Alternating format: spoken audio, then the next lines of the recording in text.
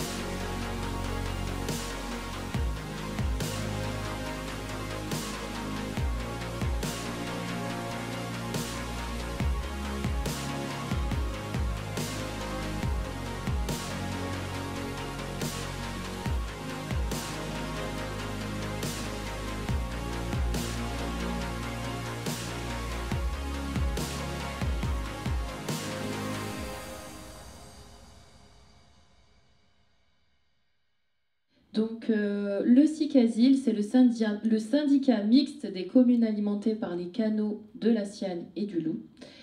Qu'est-ce que c'est? Donc, ça a été créé en 1963. C'est l'organisme qui distribue l'eau potable ici sur notre bassin grassois et cannois. Il y a 10 communes en fait dans ce bassin. Il y a Cannes, Mandelieu-la-Poule, Mougins, Valoris, Auribeau-sur-Siagne, Pégoma, La Roquette-sur-Siagne, Théoul-sur-Mer et Le Canet.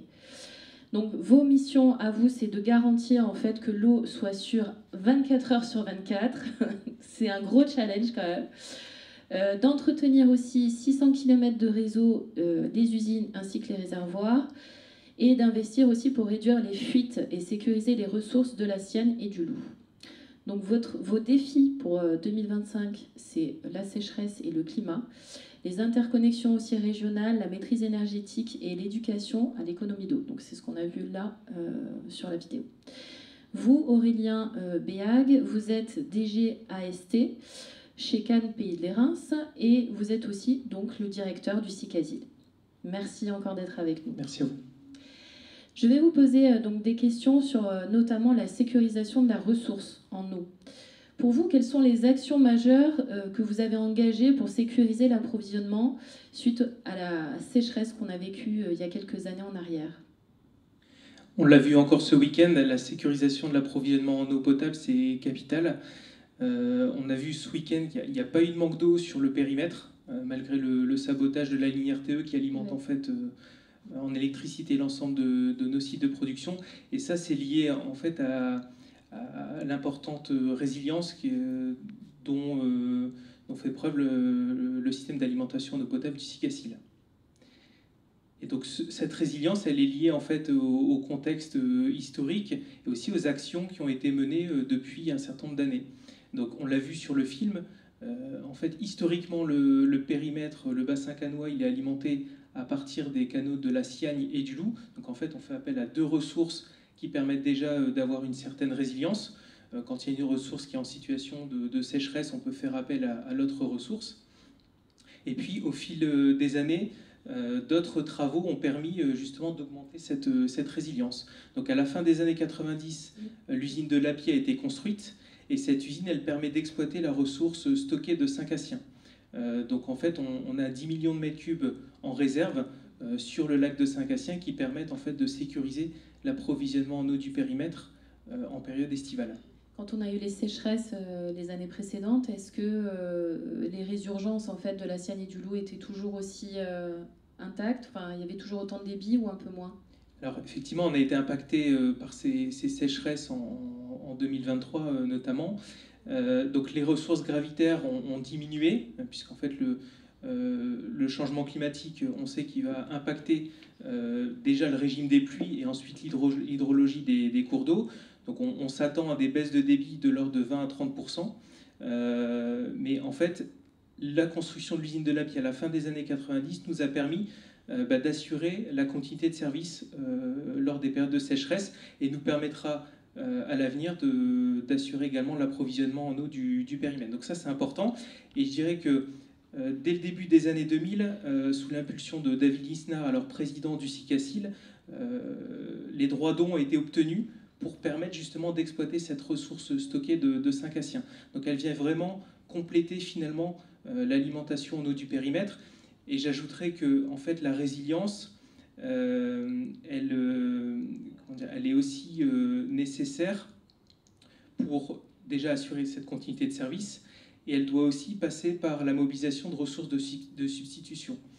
Donc c'est ce qui a été fait là ces dernières années. Aujourd'hui, en fait, on exploite la source Lamy. Donc c'est des eaux d'exor du parking Lamy situé à Cannes qui sont aujourd'hui utilisées pour satisfaire un certain nombre d'usages. Vous dites la source Lamy? La source Lamy. Il y a une source à Cannes? Effectivement, tout à fait. Donc il y a une source qui est captée.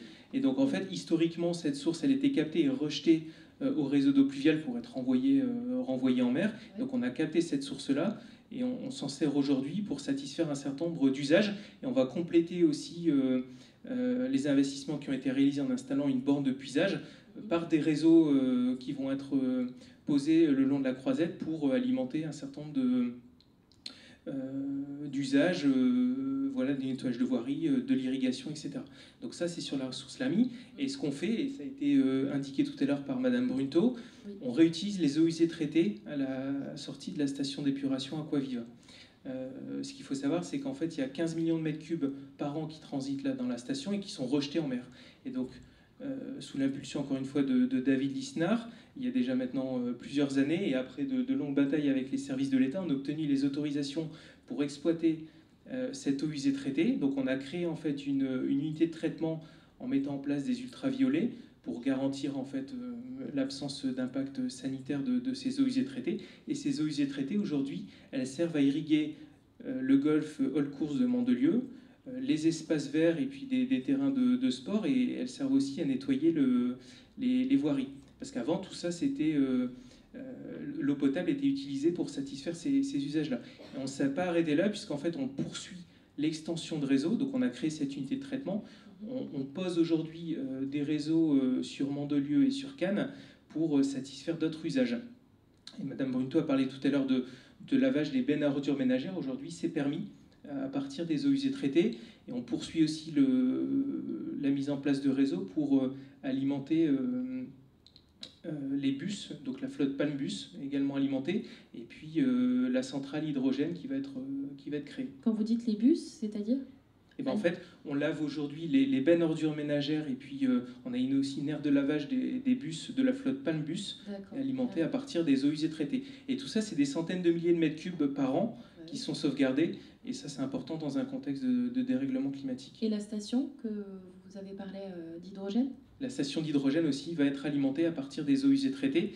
Et j'ajouterais qu'on va encore plus loin, puisqu'en fait, d'ici 2027, on aura un réseau de chaleur et de refroidissement qui va être alimenté à partir des eaux usées traitées. D'accord. À partir de la station d'épuration, on va pouvoir chauffer et refroidir un certain nombre de bâtiments sur le secteur de Mandelieu. Wow, c'est extraordinaire ça. Donc on fait beaucoup de choses avec des eaux usées traitées, mais encore une fois, je pense que c'est nécessaire dans un contexte de changement climatique. On sait que la ressource va se raréfier, et donc nous, on n'a pas attendu pour prendre les mesures. Justement, pour la sécurisation de la ressource, en fait, est-ce que, enfin, vous dites justement dans cette sécurisation de la ressource, est-ce que les agriculteurs ou les foyers les plus vulnérables, vous avez un prix en fait pour que l'eau soit abordable? Je parle surtout pour les agriculteurs parce que c'est un des plus gros consommateurs d'eau.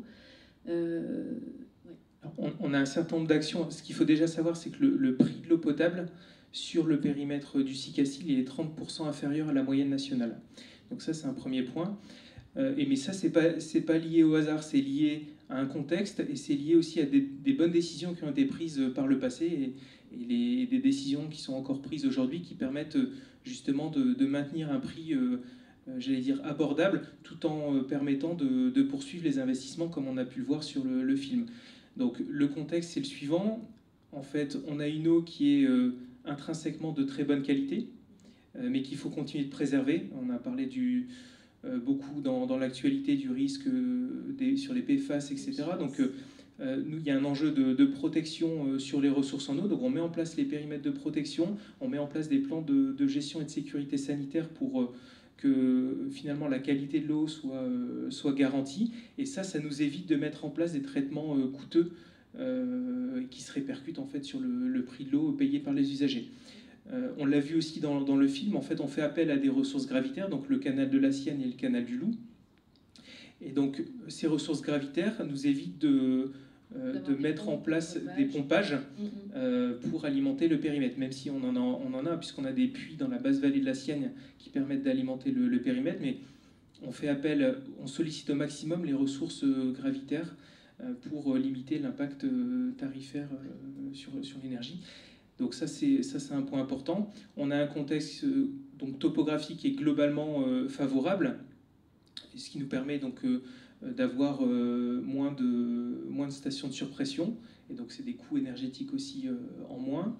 Voilà, donc on a aussi au SICACIL investi fortement par le passé. Je parlais tout à l'heure de l'usine de Lapié qui a été construite. Donc il y a eu des bonnes décisions qui ont été prises par le passé qui permettent aujourd'hui d'avoir une bonne résilience sur le système d'alimentation en eau potable, et qui permettent aussi d'avoir un système d'alimentation en eau potable et un patrimoine en bon état. Et donc il y a des investissements de lourds investissements qui ont été faits par le passé.